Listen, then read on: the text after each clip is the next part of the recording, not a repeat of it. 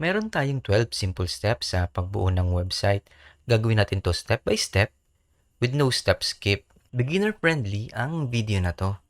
Pag pinanood nyo ng buo ang video na to, makakagawa na kayo ng kahit anong website na gusto nyo gawin.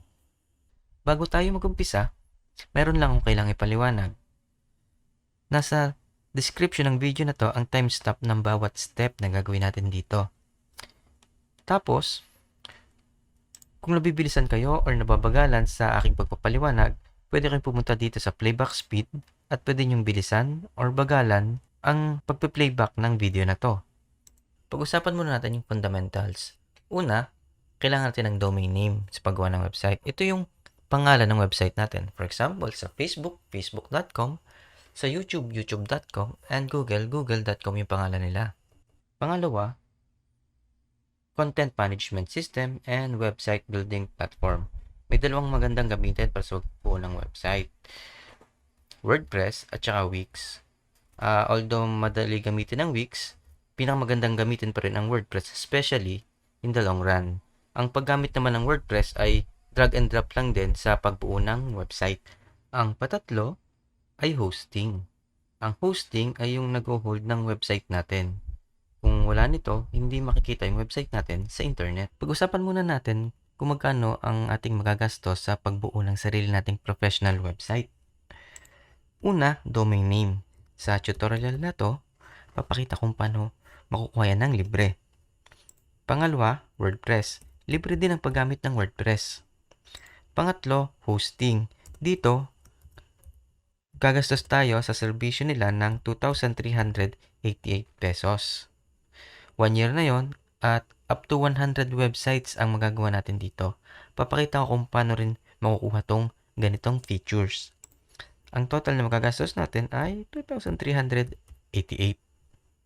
Tingnan muna natin kung ano yung output natin sa video na to. Ito yung homepage, product page, about us, and then contact page. Gagawa din tayo ng professional email gamit ang domain name natin at yourwebsite.com. And then i-integrate natin sa contact form para pag may nag-fill up, pupunta siya sa professional email natin. Hostinger ang gagamitin natin sa video na to. 9 out of 10 websites na ginawa ko, Hostinger ang ginamit ko. Kung makikita natin, naka-Philippine peso na siya at mas mura siya compared sa mga dollar-based na hosting. Then, meron siya ditong 30 days money back guarantee na halimbawa hindi natin nagustuhan yung ginawa natin, pwede natin ibalik yung hosting na binili natin sa kanila, ibabalik nila yung binayad natin. Tapos meron silang 24/7 support.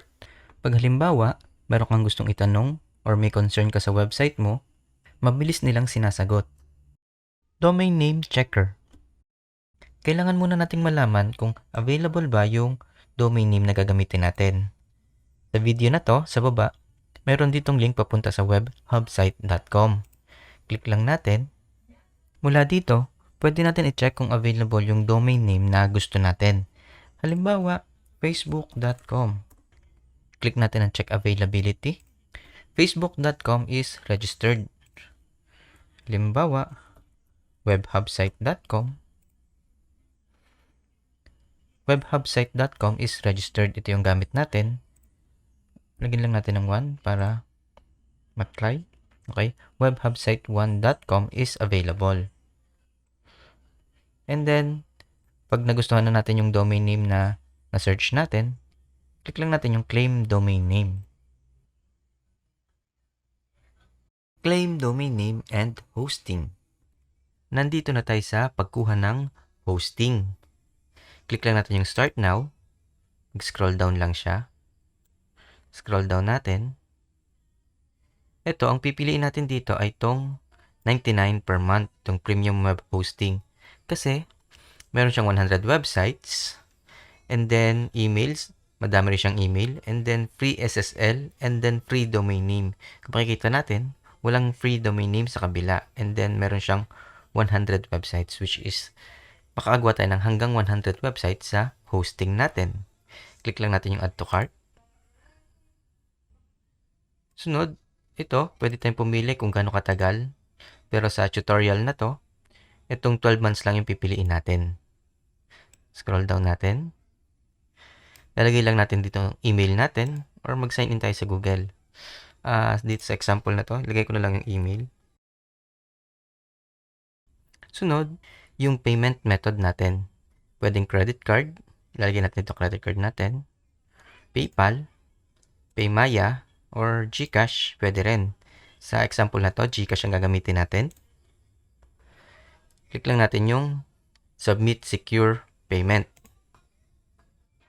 Okay, nakalagay dito, continue with your purchase. Click natin na continue. Okay.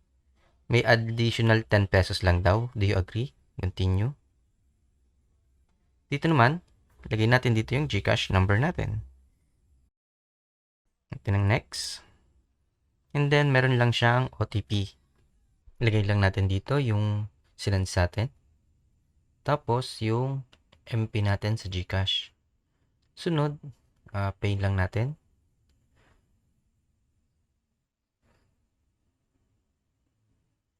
Okay, may bago na tayong account. Lagay lang natin ang password ng bago nating account sa Hostinger. Click natin ang Start Now. Okay, lumabas lang siya. Login lang ulit tayo.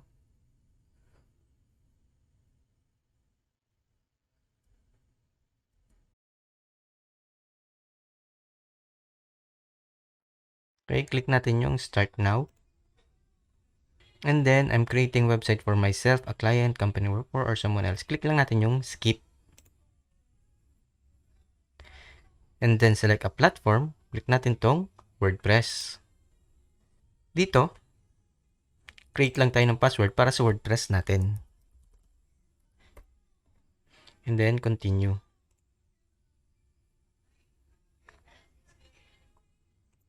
Ito mga templates na pwede natin gamitin. Pwede nyo gamitin kung gusto nyo. Pero sa tutorial na to, click lang yung skip. Kasi mag-umpisa tayo sa scratch. Click natin itong claim a free domain name kasi libre yung domain name natin. Lagay lang natin yung domain name natin kanina. Okay, then click natin ang continue. Available siya. And then, let's finish setting up. Click natin yung finish setup. Primary details, choose an option. Philippines. Personal, next step. Fill up lang natin tong mga details. Iba-iba naman yung details natin na ilalagay dito. Pass forward ko na. Pag tapos na, click lang natin ang finish registration. Click natin tong control panel. Pwede natin i-preview yung website natin. Yan. Meron tayong website. Pero, ayusin pa natin yan. Click natin yung home. May nakalagay dito na we have sent a verification. Check lang natin sa Gmail natin. Click lang natin tong verify email. Okay, verified yung email natin. Pwede natin i-close to. Dito naman, i-claim natin yung domain name natin na binili. Or yung free domain name natin. Click natin yung verify email. Yan, okay. Email is verified. Close na natin. Okay, ito yung payment natin. And then, payment received. Ito. Makikita natin na ito yung binayaran natin sa GCash. Okay. Balik na tayo sa Hostinger. Refresh lang natin. Install WordPress and SSL certificate. Click natin itong SSL. And then, click natin itong setup. Ayun, SSL installation is unavailable. And then, ang gagamitin niya ay Cloudflare. Okay, go to Cloudflare. Cloudflare activation, setup, install Cloudflare. Ang Cloudflare ay isang free service sa internet na pwedeng alternative na gamitin para sa SSL certificate or ang purpose ay i-secure yung website natin. Cloudflare is successfully installed. Okay. Pwede na i-manage Cloudflare. Click lang natin yung save. Tapos, mag-intay lang daw tayo ng 2 to 6 hours para mag-verify. Verify natin sa email natin yung Cloudflare. Click natin.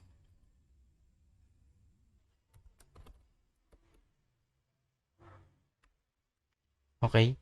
Mag-set lang tayo ng bagong password. Tapos, reset natin and then click lang natin yung login.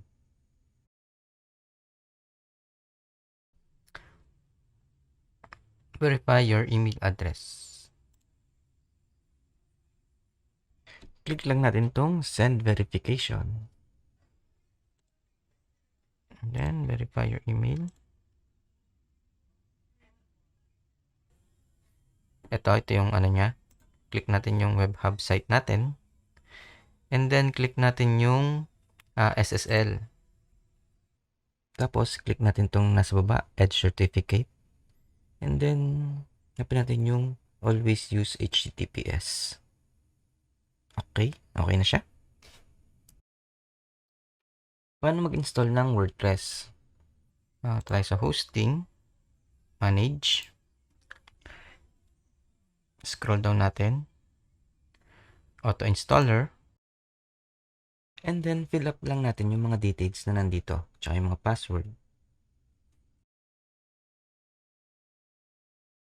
And then, click lang natin tong install. Okay, naka-install na yung WordPress. Paano tayo maglalagin sa WordPress natin? Lagay lang natin sa new tab yung pangalan ng website natin. Tapos, /wp-admin. And then, lalagay lang natin yung credentials natin, yung username at saka password.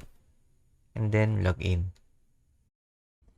Ito, welcome to AIOSEO Setup Wizard. Okay. Pwede natin i-set up to sa loob ng WordPress natin. Click lang natin tong go back to dashboard. Okay. Ito yung wizard kanina. Hindi muna natin siya isa-set up kasi may bayad to. Meron siyang free version, yung Yoast SEO. Papakita ko rin siya mamaya. Punta tayo sa dashboard. Tapos, ito na yung dashboard natin. Linisin lang natin. Tanggalin natin itong mga nasa screen. Ito na yung dashboard natin. Balik lang tayo muna sa Hostinger hPanel natin. Tapos, kung makikita natin, SSL is activated and then pending setup. Click lang natin yung setup. Ito, install SSL certificate. Click lang natin ang install. Okay, SSL will be automatically installed. Okay, close na natin. Click natin ang home. Okay na. Balik na ulit tayo sa WordPress. Close muna natin tong Hostinger hPanel. Permalinks and cleaning up everything. Dahil sa video na to, pag-aaralan natin ng WordPress, mag-umpisa tayo sa scratch or sa zero. Kaya, tatanggalin muna natin lahat ng laman ng WordPress natin. Pero bago yon, ayusin muna natin ang permalinks. Kung pupunta natin ang website natin, pag-click natin itong hello world, ito yung address niya. $P equals 1. Halimbawa, katulad nito, category, CAT equals 1, may question mark. Paano ayusin yun? Punta tayo sa dashboard ulit. Sa settings, tapos permalinks.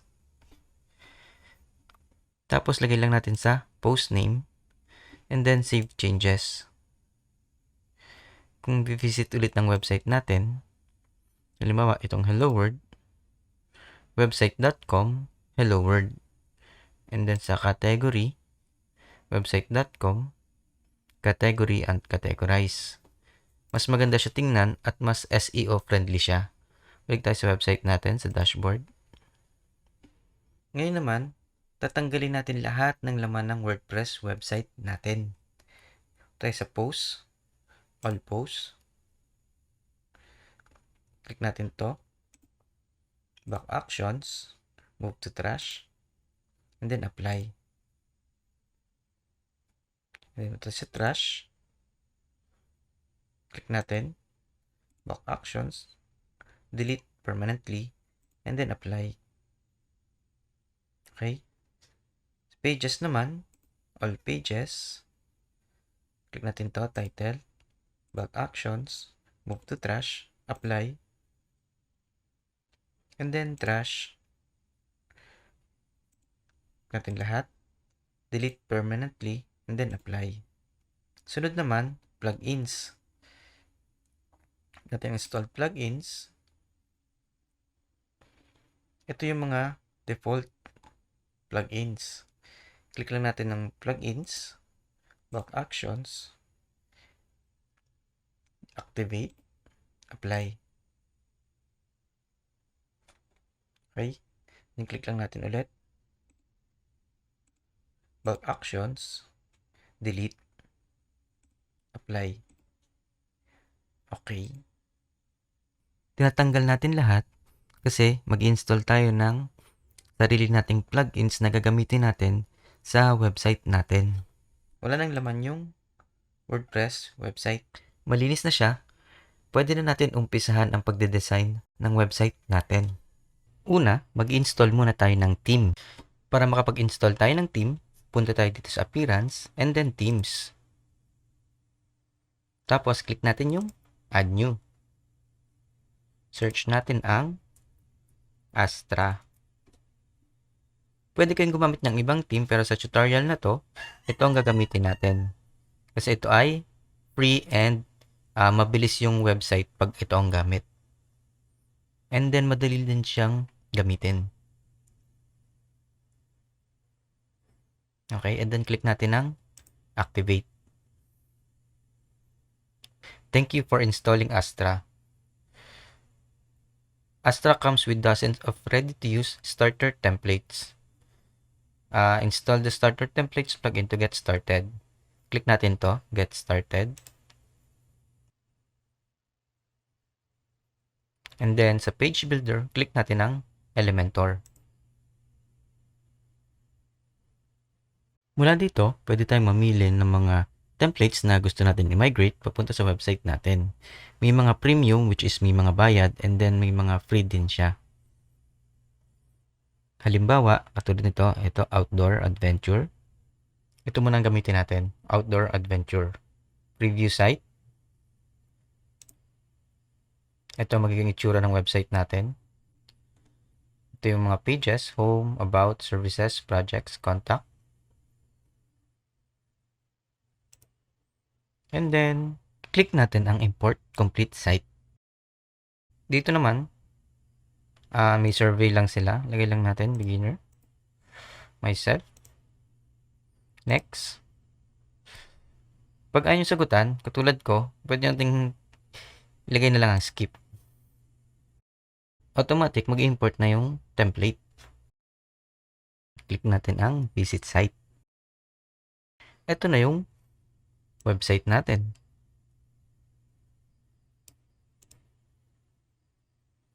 About page, services, projects, contact. Close muna natin ulit. Close natin to and then refresh natin tong dashboard natin. Okay. Doon tayo sa dashboard. Adding pages and menu. Sa training na to, ang gagawin nating pages ay home, products, about us, at contact. Check muna natin yung pages natin. All pages. Ito yung existing pages natin. About, contact, home, projects, and services. Ang gagamitin natin ay home, contact, about, and then products. Ito. wala siyang products. Ngayon, mag-add tayo ng products page. Ito tayo sa add new or dito, add new. And then, X muna natin to. And then, lagay natin ay products. And then, click lang muna natin yung publish. And then, punta tayo sa all pages. Nandito na siya lahat. Home, products, about, and then contact. Baguhin natin to, gawin natin about us. Update. Sunod naman, lalagay natin sa menu yung mga pages natin. Punta tayo dito sa appearance and then customize. Click natin tong menu and then current menu. Ito yung menu ngayon. Ang gagawin natin, add items tayo. And then tanggalin natin yung hindi kasali sa menu natin. Ito, services, projects, and then lalagay natin yung products. And then sunod-sunod lang natin. Home, products, about us, contact. It's taas tong products. Okay. And then, halimbawa, gusto natin dito sa take action, ilagay yung contact. Tanggalin na lang natin dito.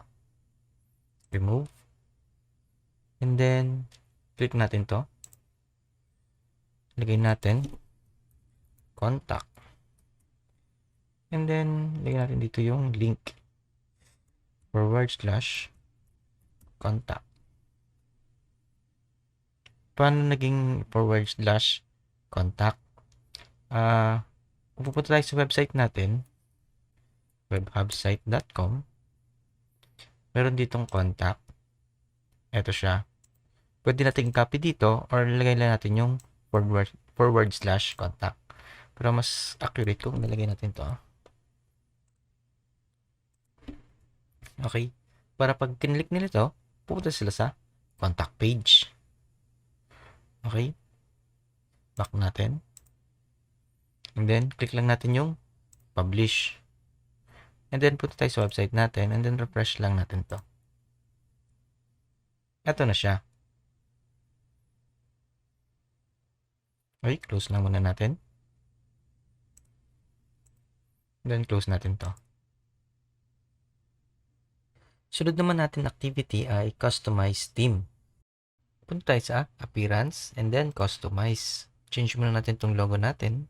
Click lang natin to. And then remove. And then select image. Load files. And then yung logo natin. And then choose image. Sunod, may retina logo siya. Change din natin. Pwede natin baguhin yung size niya. Dito. Pag okay na tayo sa logo natin, click natin ng publish. Okay. Balik tayo. Kung gusto natin makita yung changes sa website natin, puntahan lang natin yung website natin sa new tab. Ito na yung itsura niya. Palitan naman natin ang favicon. Itong logo na to na nasa taas. Punta tayo sa site identity. And then, site icon. Load lang tayo ng file. And then, click natin yung publish. Pag na-refresh natin yung website natin, ito na yung icon niya sa taas. Kung i-scroll down natin sa baba, meron ditong footer. Para baguhin itong nakasulat dito, punta tayo sa footer builder. And then, copyright. Ito siya. Palitan lang natin.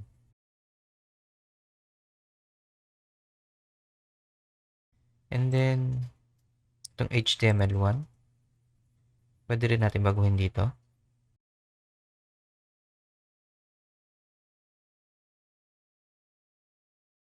Pag kontento na tayo, click lang natin yung publish. Back lang ulit tayo. Sunod naman, subukan natin baguhin yung mga font. Try sa global, typography, and then ito ang body font. Kung gusto natin baguhin, ito siya, yung body. Halimbawa, ito, bago to. Yan. Halimbawa, ganito ang gusto natin. And then, yung size, 16. Ang gusto natin gawin 17. Lumaki siya ng konti. And then, sa weight, line height, ito ang mahalaga. Ito yung heading family. Ito siya. Ito ang mga heading to. Ngayon, pwede natin baguhin yung font niya. Itong mold. Yan. Bago siya. Pati ito. And then, may presets din siya kung gusto natin ng magandang combination ng font. Okay, gusto ko to. Ito na lang. Then, pag okay na tayo sa font, click natin ng publish. Click tayo. And then, colors. Kung gusto natin baguhin ang color ng themes natin, pwede dito. And then, container. Ito naman, nagagamit to sa mga blogs. Kasi itong page na to ay ginawa gamit ang Elementor. Itong buttons, halimbawa itong button na to, baguhin natin ang background, gawin natin blue. And then text color, okay na sa puti. Then pwede natin lagyan ng border. And then border color.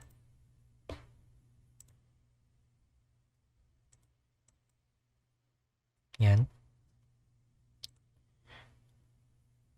Okay, basically dito natin pwedeng gawin yung mga button. Pwede ding mamili dito sa presets.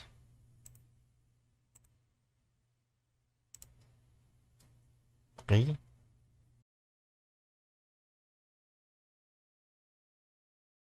And then pag okay na tayo sa settings, click lang natin ang publish.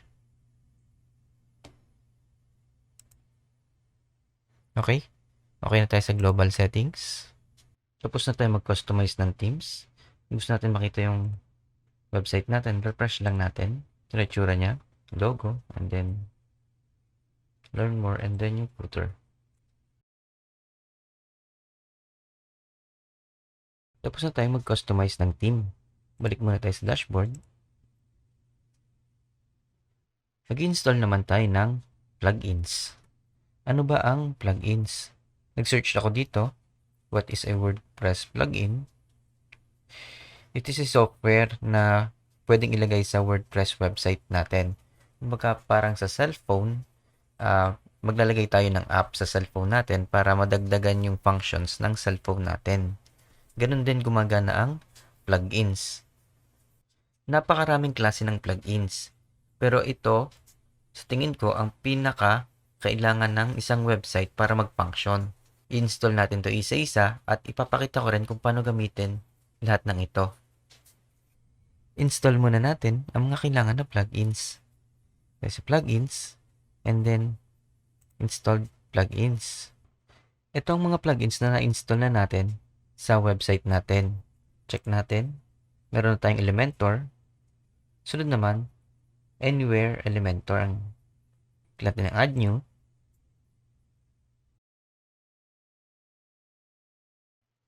Ito siya. Click natin Install Now. And then Activate.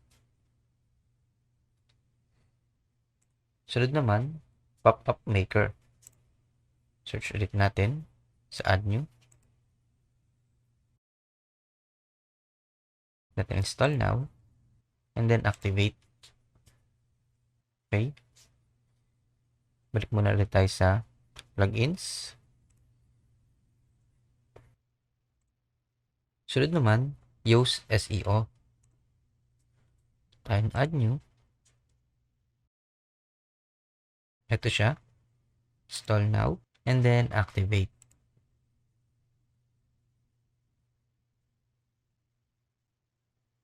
Sunod naman, Google Analytics dashboard.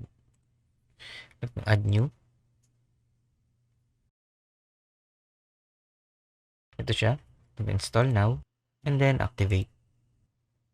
Mamaya na natin customize. Balik dito tayo sa plugins. Kompleto na yung plugins natin na gagamitin. Discuss lang natin na mabilis itong Yoast SEO. Kasi masyado siya malawak. And then papyawan lang natin. Papyawan lang natin ang discussion itong Yoast SEO. Ito yung may bayad dapat kanina. Pero ito ay free. Ngayon, itong Yoast SEO, ang silbi niya ay halimbawa,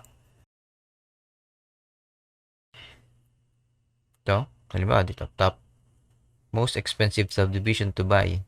Ito yung title niya, and then ito yung meta description niya. Halimbawa, punta tayo sa pages, all pages. Click natin tong home. Itong pages natin, pwede siyang lumabas sa Google search. Ito yung magiging itsura niya sa Google search.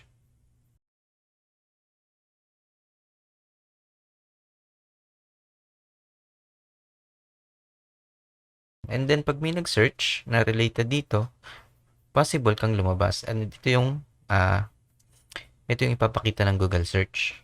Okay? And then, pagtapos na, mo lang yung update. Siyempre, bago ka lumabas sa Google search, kailangan optimize din yung content ng page mo or nung post mo. And then, sunod naman, itong Google Analytics dashboard. Ito yung Monster Insights na plugin na in-install natin kanina. Bago natin magamit yon, kailangan muna natin ng Google Analytics account. Search lang natin ng Google Analytics. Tapos, click natin yung Start Measuring. And then, account name. Click natin na Next. And then, property name. Now, Next.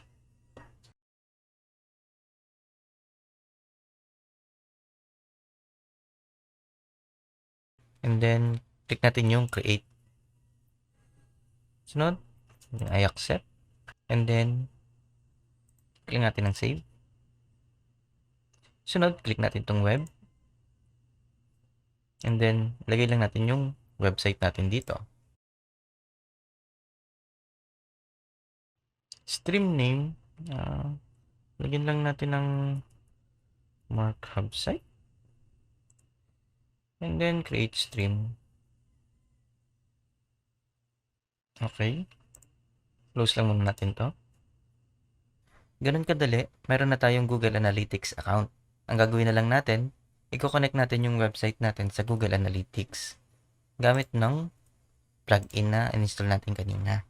Ito siya, Insights. Natin. And then, click natin tong Launch Setup Wizard. Business website. Connect. Click natin tong profile natin na ginawa natin ng Analytics. And then, allow. Okay, complete connection. Sunod, natin save and continue. Save and continue ulit. And then, finish setup. Connected na yung analytics natin sa website natin. Dito sa analytics natin, try natin sa reports, tapos real time. Meron ng 2 visitor ang website natin. Ako lang din yon. Halimbawa, visit natin, mag-entry yan.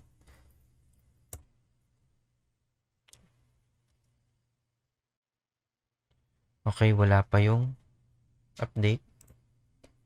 Refresh lang natin. Yan. Na-detect na niya ako ulit. Nagana yung analytics natin. Mamamonitor na natin yung acquisition, engagement ng mga visitor, and then saan sila galing. Okay, balik tayo sa dashboard. Elementor Page Builder. Uumpisahan na natin mag-design ng pages. Punta tayo sa pages. Una nating design tong homepage. Click natin tong Edit with Elementor. Ang page ay binubuo ng sections, headings, images, video, buttons, tsaka mga divider. Halimbawa, gusto natin baguhin itong nakasulat. Click lang natin and then baguhin natin dito. And then, ganoon lang mag-change ng text.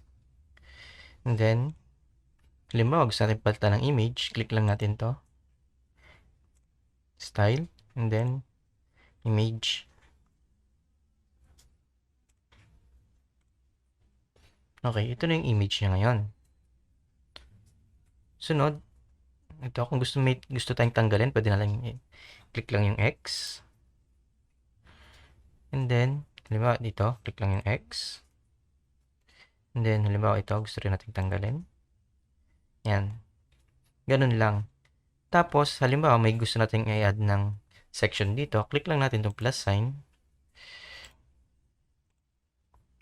And then, pwede nating i-drag kung anong gusto nating ilagay dito.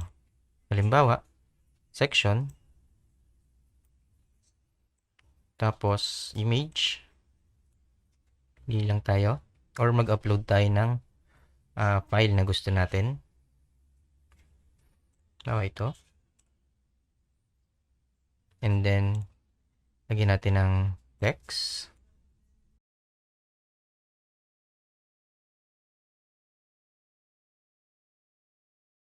Ganun siya. And then, kung gusto nating baguhin yung format ng text, punta lang tayo sa style. Typography. Pwede natin palakihin. And then, palitan ng font. Tapos, pakapalin. And then, nandito lahat yung controls na kailangan natin para mag-design ng text natin. Center. Tapos, pwede natin lagyan ng padding.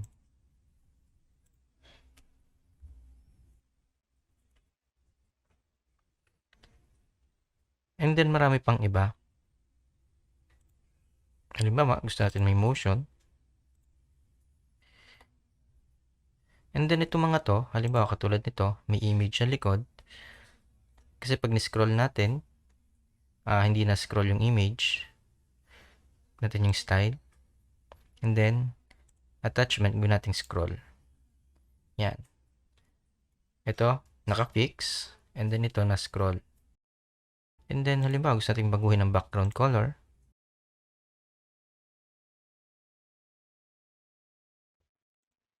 Yan. And then, halimbawa, baguhin natin ang text.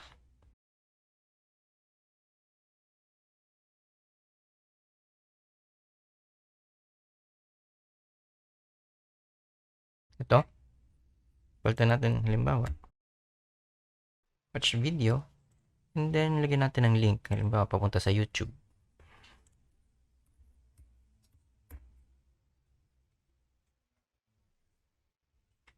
Halimbawa, ito na lang. Copy lang natin to.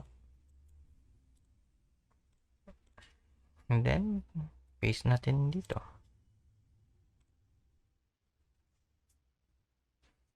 Okay. Basically, ganun yung magiging tsura ng page natin.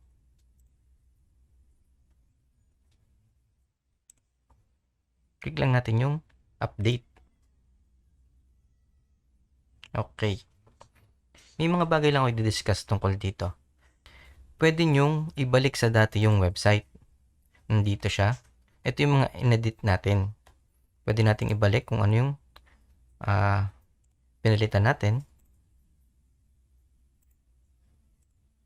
Yan. Or sa revisions.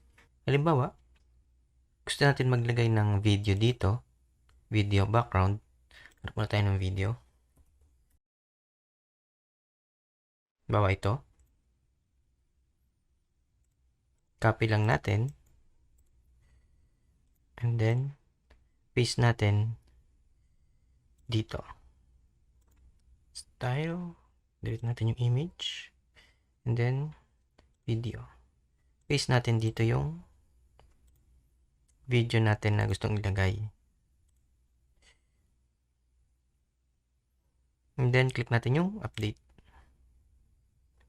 Pag nirefresh natin yung website natin, ito na magiging itsura niya.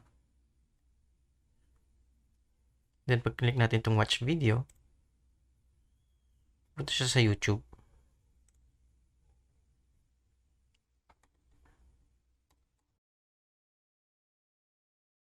Dito, may technique ako habang nag-edit. May nakabukas na dito na page para do sa website na ina-edit natin. Halimbawa dito sa homepage. And then, para refresh lang tayo ng refresh dun sa mga in-update natin dito sa Elementor. Balik muna ulit tayo sa dashboard. Close muna natin itong isa. Tayo sa all pages. And then, mag-edit tayo nung blankong page. Yung dinagdag natin, yung products. And then, click natin yung edit with Elementor. Pwede na natin i-edit ang products page. Gusto nating lagyan na ng laman, ng template. Punta tayo dito sa add template. Meron tayong pages, isang buong page. And then, meron siyang blocks. Gusto natin isang buong page ang i-install or i-import sa website natin. Halimbawa ito. Click lang natin yung insert. Okay. Gusto lang niyang mag-login tayo. Login lang tayo mabilis.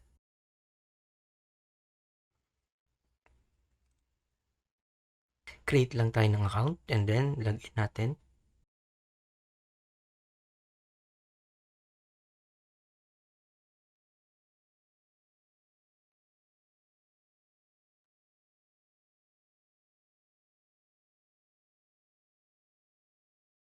Okay. Ito na siya.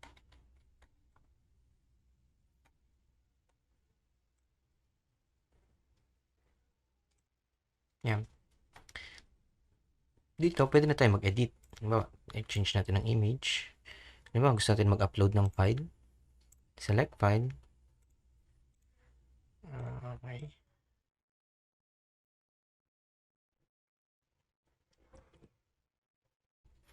And then, pag may gusto tayong baguhin dito sa baba, halimbawa, gusto natin tanggalin to. And then, mag-add ng ibang block. Tayo sa blocks. And then, hanap lang tayo mga free blocks. Katulad nito. Or ito. Ito ng insert. Ito na siya. Butan lang natin ng image.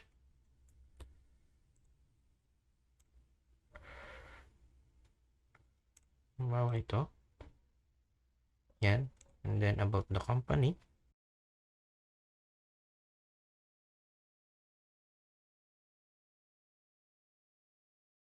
Okay. Bawa, ganyan. And then, close lang natin. Tanggalin lang natin to. Halimbawa. Okay. Click lang natin yung update. Ito. Makikita natin, hindi siya katulad ng ibang page na transparent. Punta lang tayo sa dashboard ulit. Click ko na lang sa new tab.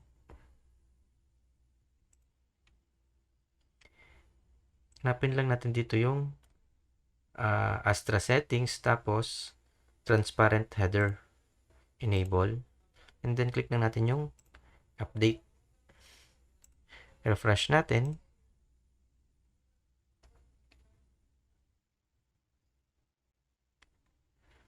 Okay. Ito na siya. Transparent na siya. Pero mukhang natakluban yung logo natin.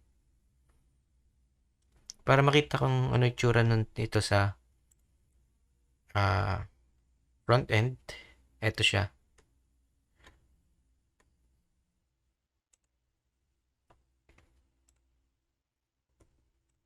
Natin ito ng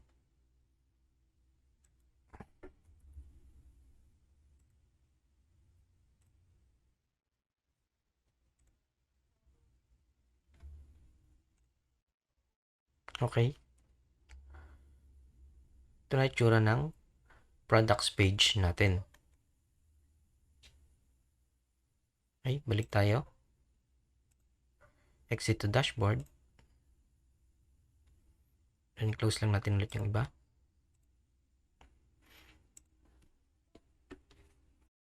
Pop-up.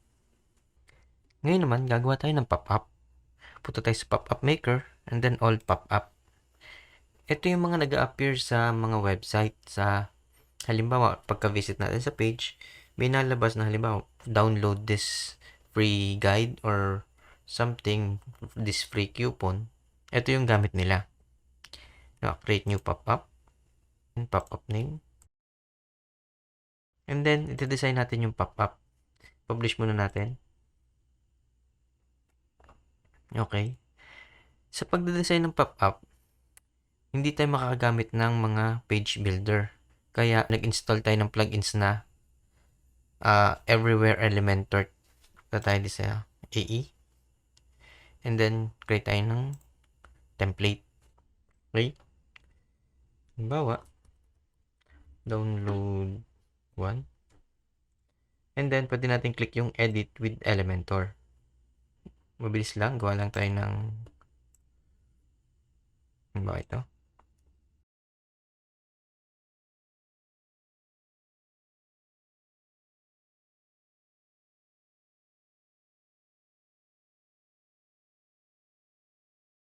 Okay. And then, lalagay natin sa link kung ano yung gusto nilang i-download or punta sa contact now or papunta sa email marketing sequence natin.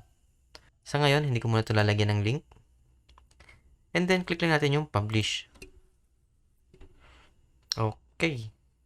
Sunod, balik tayo sa dashboard. Kung makikita natin, meron ditong shortcode. Kakopy lang natin. Sunod po tayo sa pop-up. And then, all pop-ups. And then, download pop-up. And then, paste lang natin dito yung shortcode. Okay. Tapos, punta tayo sa targeting. Halimbawa, gusto nating targetin yung homepage lang. And then, display, appearance. Pili tayong theme. Pinamaganda tong lightbox. And then, size. Ito, okay na siya. Animation. And then, close. Lagyan lang natin letter X.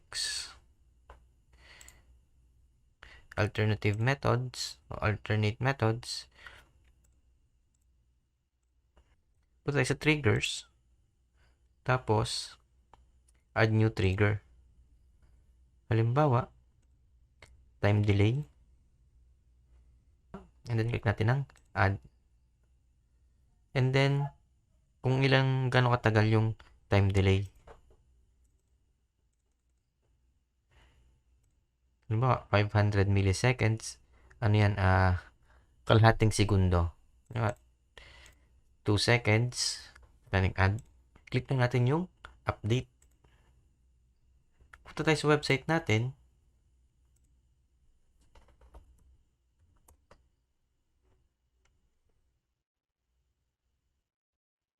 Ito na siya. Ito na yung pop-up na ginawa natin.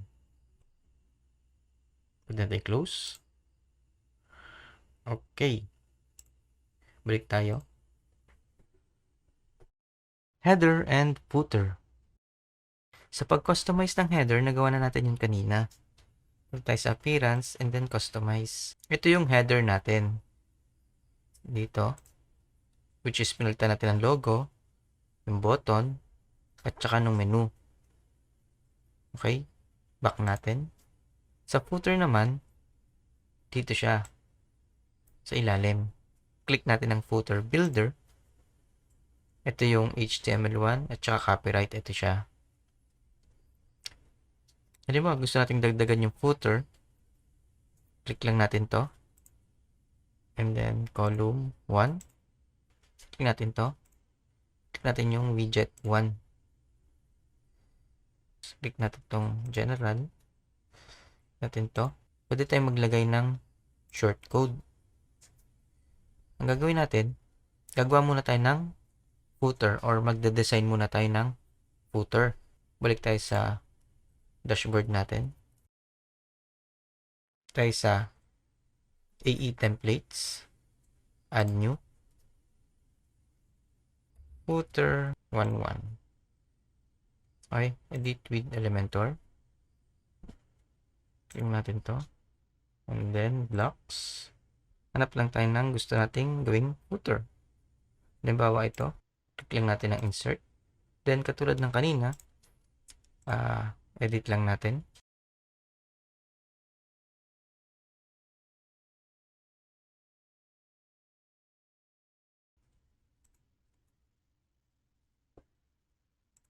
Okay. Kung halimbawa, okay na tayo dyan, click lang natin ang publish. Tapos, balik tayo sa dashboard. Copy lang natin ulit tong shortcode. Paste natin dito sa shortcode ng footer natin. And then, click natin yung publish.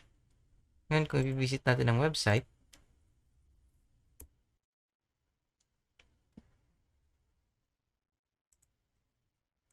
scroll down natin.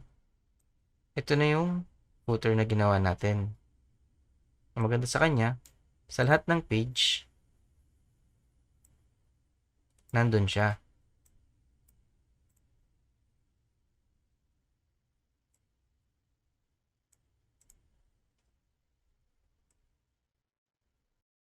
Contact. Gagawa tayo ng contact form para may way yung mga visitors natin na i-message tayo or mag-reach out sa atin. Punta tayo sa plugins and then add new. Ang gagamitin natin ay contact form 7. Ito siya. And then activate. Contact form 7 yung pinaka-effective na contact form sa tingin ko. Although madali din gumawa dito sa WP forms, mas prefer ko pa rin yung contact form 7. Okay? Tapos, meron tayo ditong bagong menu, contact. Meron tayo ditong form natin. Okay, pwede natin baguhin itong mga nandito. Pero sa ngayon, ito lang muna yung gagamitin natin. Copy lang natin to. Tapos, punta tayo sa pages. Sa contact. Edit with Elementor. Click lang natin to.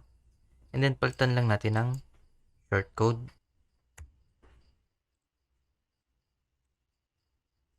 Yan, ito na yung contact form 7 natin. Pag may nag-fill up dito, and then message, marireceive natin dun sa admin email natin. Tapos baguhan rin natin itong mga details.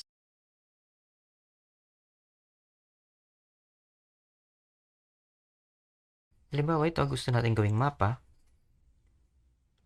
Tanggalin lang natin. And then, map.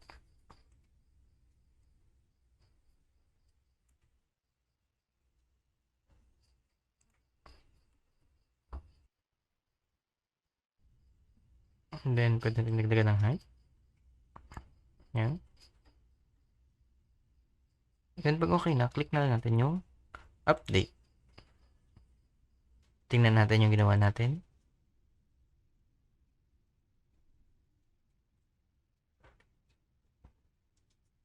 Okay, ito na siya. Kung gusto niyo man gumawa ng professional email, katulad ng support@yourwebsite.com or contact@yourwebsite.com, halip na gmail.com ang gagamitin, punta lang tayo sa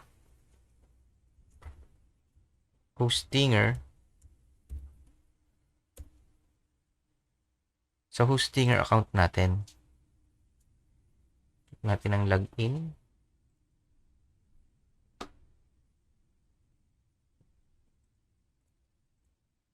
Punta tayo dito sa manage. Scroll down natin. Email. Click natin to. add email account. Dahil naka-premium plan tayo, pwede tayong gumawa ng hanggang 100 email sa website natin. Halimbawa, support at webhubsite.com. Tapos palitan natin ang password. Then click lang yung create. Meron tayo ditong support. Halimbawa, gusto pa nating dagdagan. Add new mail account.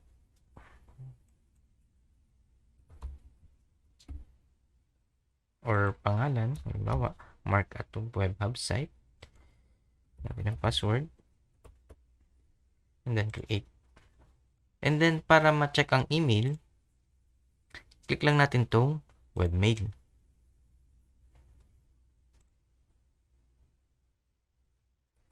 Password natin.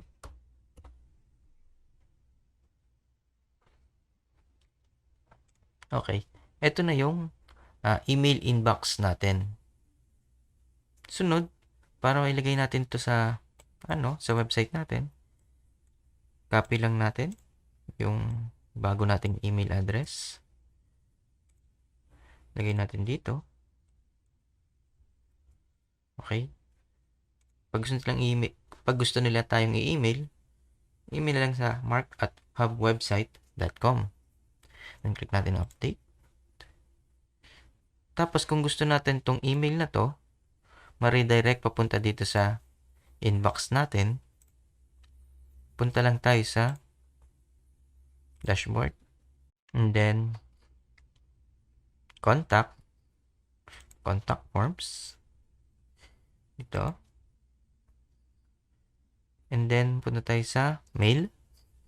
And then, lagay lang natin dito yung website natin or yung email natin.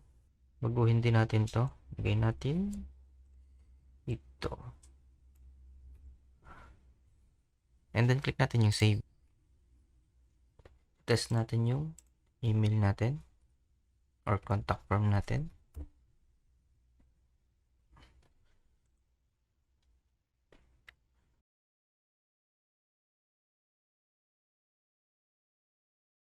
Okay, and then submit. Okay. Dapat ma-receive natin dito sa email natin. Okay, nandito na siya. Okay, nagana na yung professional email natin at saka yung contact form 7 natin. Last thing na gagawin natin, i-check na natin yung website natin sa front end or sa visitors end na. Log out tayo. And then, check natin. Finish product. Okay. Looking good.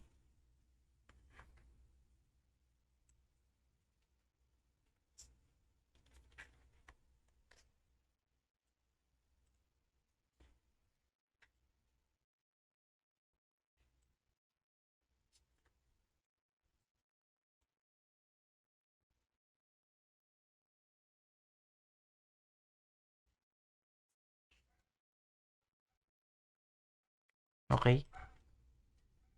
Congratulations. Meron na rin kayong sarili nyong WordPress website. Pwede na rin kayong gumawa para sa ibang clients or para sa ibang tao or para sa mga businesses nyo.